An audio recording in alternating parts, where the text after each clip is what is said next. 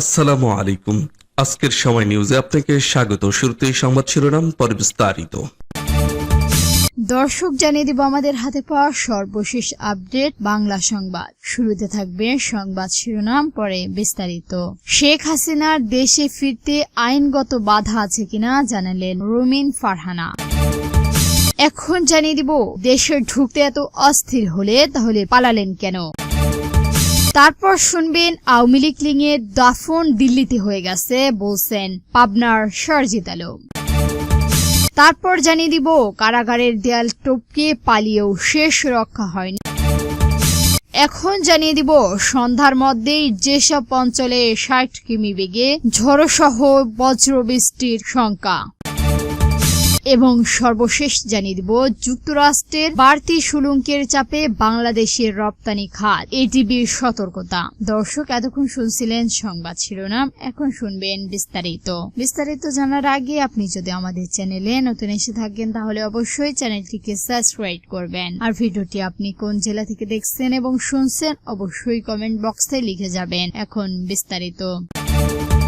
শেখ হাসিনা দেশে ফিরতে আইনগত বাধা আছে কিনা জানালেন রুমিন ফারহানা। ক্ষমতাচ্যুত সাবেক প্রধানমন্ত্রী শেখ হাসিনা দেশে ফিরতে আইনগতভাবে কোনো বাধা নেই বলে মন্তব্য করেছেন ব্যালিস্টিক রুমিনা ফারহানা। সংসদ সদস্য ব্যারিস্টার রুমিন ফারহানা সোমবার ৬ জুলাই বৃক্ষবাড়িয়ার সরাইল উপজেলা পরিষদে জাতীয় পল্লী ইউনিয়ন পরিষদ দিবস অনুষ্ঠানের শেষে সাংবাদিকদের প্রশ্নের জবাবে তিনি এসব মন্তব্য করেন। শেখ হাসিনা দেশে ফেরার বিষয়ে রুমিন ফারহানা বলেন, আইনগতভাবে অবশ্যই কোনো বাধা নেই। তিনি দেশে ফিরবেন, আত্মসমর্পণ করবেন এবং জামিন চাইবেন। ফৌজদারি কার্যকর বিধি সিআরপিসি স্বাভাবিক যে আইন প্রতিক্রিয়া রয়েছে সেটি অনুসরণ করবেন। বিরোধী দলের সম্ভাব্য ছায়া মন্ত্রিসভার প্রসঙ্গে তিনি বলেন, বিশ্বের ভিন্ন দেশ এই ধরনের চর্চা রয়েছে। যদি মন্ত্রণালয় ভিত্তিক পরিকল্পনা উপস্থাপন এবং সরকারের কার্যক্রম নিয়ে গঠনমূলক মতামত দেওয়ার উদ্দেশ্যে ছায়া মন্ত্রিসভা গঠন করা হয় তাহলে সেটি ইতিবাচক উদ্যোগ হিসেবে বিবেচিত হতে পারে। দেশে ঢুকতেই এত অস্থির, তাহলে পালালেন কেন? ২০২৪ সালের ৫ আগস্ট অনেকেই টেলিভিশনের পর্দায় তাকিয়ে আছে। দুপুর ১২টার পর থেকেই স্লোভে ভাসছে একটাই খবর, সেনা প্রধান জেনারেল ওয়াকারুজ্জামান ভাষণ দেবেন। বিকাল ৪টার দিকে তিনি এলেন, মাইক্রোফোনের সামনে ঘোষণা দিলেন শেখ হাসিনা পদত্যাগ করেছেন। বললেন, আমরা অন্তর্বর্তীকালীন সরকার গঠন করে কাজ পরিচালনা করব, ধৈর্য ধরেন, সময় দেন। তারপর আমরা জানতে পারলাম বাংলাদেশের বিমান বাহিনীর একটি বিমান তাকে ভারতে রেখে এসেছে, কিন্তু কোথায়? পরের দিন ইন্ডিয়া ঢুকে পত্রিকার খবর ছাপা হলো শেখ হাসিনাকে বহনকারী উড়োজাহাজ নয়াদিল্লির কাছে গাজিরাবাদ সেনাবাহিনীর হিন্দি বিমান ঘাঁটিতে স্থানীয় সময় ৫টা ৩৪ অবতরণ করেন। এই সময় ভারতের সেনাবাহিনী কর্মকর্তারা তাকে স্বাগত জানান। ওয়াশিংটন পোস্টের সংসদ সংবাদটি ছিল এরকম, কয়েক সপ্তাহ ধরে বিক্ষোভকারী ও আইন শৃঙ্খলতা রক্ষাকারী বাহিনীর মধ্যে সংঘর্ষণ, কয়েকশো মানুষ নিহত হওয়ার পর শেখ হাসিনা পদত্যাগ করে দেশ ছাড়িয়ে পালিয়েছেন। এরপর থেকেই আওয়ামী লীগ লিগের সভাপতি ও সাবেক প্রধানমন্ত্রী শেখ হাসিনার আর কোনো হদিশ পাওয়া যাচ্ছে না। তিনি এখন কোথায় আছেন, কিভাবে আছেন, এই নিয়ে ধোঁয়াশা আছে। মাঝে মধ্যেই তার অডিও বার্তা সামাজিক যোগাযোগ মাধ্যমে শোনা যায়। তার কতটা সত্য আর কতটা এআই দিয়ে বানানো বোঝা মুশকিল। তিনি নাকি যে কোনো সময় দেশে ঢুকতে পারেন। এখানে প্রশ্ন হলো, দেশে ঢুকে পড়তে এত অস্থির হলে তিনি দেশ ছেড়ে গেলেন কেন?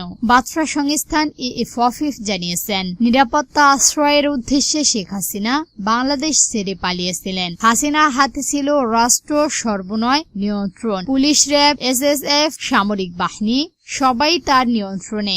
আর ছিল তার হাজার হাজার সমর্থক, যাদের লাঠিসোঁটা আর অস্ত্রশস্ত্রর হাতের বিক্ষোভকারীদের উপর চড়ে বসতে পারত।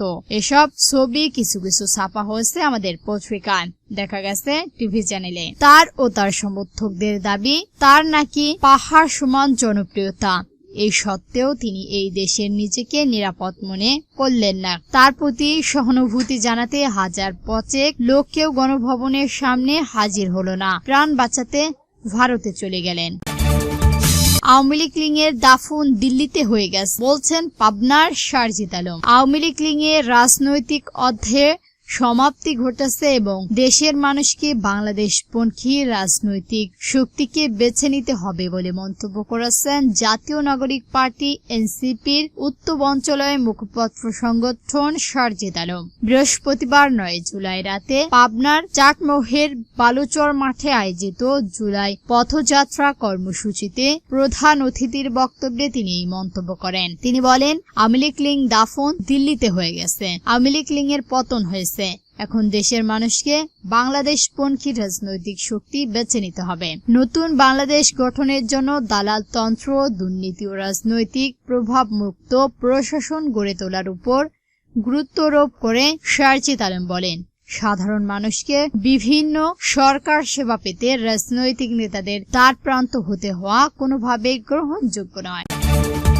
কারাগারের দেয়াল টপকে পালিয়েও শেষ রক্ষা হয়নি। খুলনা জেলা কারাগার থেকে দেয়াল টপকে পালিয়ে যাওয়া হাজিরিত মাত্র 2 ঘন্টার মাধ্যমে পুনরায় গ্রেফতার করেছেন পুলিশ। দ্রুত পরিকল্পনার সমন্বয়ক অভিযান ও কারারক্ষীদের তৎপরতা পালিয়ে যাওয়ার আসামি গ্রেফতার হয়েছে। বৃহস্পতিবার 9 জুলাই বিকালে 4:45টার দিকে পুরুষ ওয়ার্ডের অবস্থানকালে কৌশল মহিলা ওয়ার্ড বাথরুমের কাছে পৌঁছে যাওয়া ইমন মাঝি পরে বাথরুমের পাইপ বের করে কারাগার পূর্ব পাশের দেয়াল টপকে পালিয়ে যান তিনি। বিষয়টি টের পাওয়ার সঙ্গে সঙ্গেই কারাগারের পাগলা ঘণ্টা বাজিয়ে সর্বোচ্চ সতর্ক করে জারি করা হয়। ঘটনার পরপরই খুলনা জেলার কারাগারের সুপার আবু সাইমের নেতৃত্বে কারাধীন একাধিক টিম মাঠে নামে।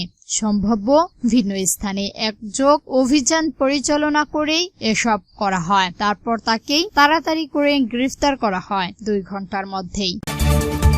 সন্ধ্যার মধ্যেই যেসব অঞ্চলে 60 কিমি বজ্রপাত সৃষ্টি হওয়ার আশঙ্কা রয়েছে। আজ শুক্রবার 10 জুলাই সকাল 9টা থেকে সন্ধ্যা 6টা পর্যন্ত দেশের অভ্যন্তরীণ নদী বন্দর সমূহের জন্য দেয়া পূর্বাভাসের এই তথ্য জানানো হয়। আবহাওয়াবিদ মোহাম্মদ ওমর ফারুক স্বাক্ষরিত বিজ্ঞপ্তিতে বলা হয়, রংপুর, দিনাজপুর, রাজশাহী, পাবনা, বগুড়া, টাঙ্গাইল, ময়মনসিংহ, ঢাকা, ফরিদপুর, কুষ্টিয়া, যশোর, খুলনা, বরিশাল, পটুয়াখালী, কুমিল্লা, নোয়াখালী, চট্টগ্রাম, কক্সবাজার এবং সিলেট অঞ্চল সমূহের উপর দিয়ে দক্ষিণ আবহাওয়া দক্ষিণ পূর্ব দিক থেকে ঘন্টায় 45 থেকে 60 কিলোমিটার বেগে অস্থায়ীভাবে দমকা আবহাওয়া, ঝড়ো আবহাওয়া সহ বৃষ্টি অথবা বজ্রপাত হতে পারে।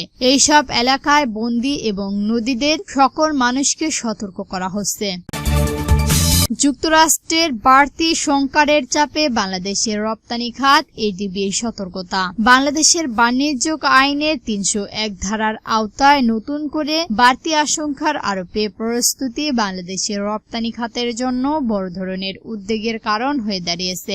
এশিয়া উন্নয়ন ব্যাংক এডিবি তাদের সম্পর্কিত প্রতিবেদন এবং এশিয়ান ডেভেলপমেন্ট আউটলুক জুলাই 2026-এর এমনটি জানিয়েছেন। সংস্থানটির মতে এই পদক্ষেপ শুধু বাণিজ্যিক ব্যয় বাড়াবেন না, বরং পুরো এশিয়া অঞ্চলের অর্থনীতিতে দীর্ঘমেয়াদী অনিশ্চয়তা তৈরি করবেন। দর্শক, আজকের সংবাদ ছিল পর্যন্তই। ভিডিওটি ভালো লাগলে অবশ্যই একটি লাইক দিবেন আর এরকম নতুন নতুন নিউজ পেতে আমাদের চ্যানেলটিকে সাবস্ক্রাইব করে আমাদের সঙ্গে থাকবেন। ভিডিওটি সম্পূর্ণ দেখার জন্য ধন্যবাদ।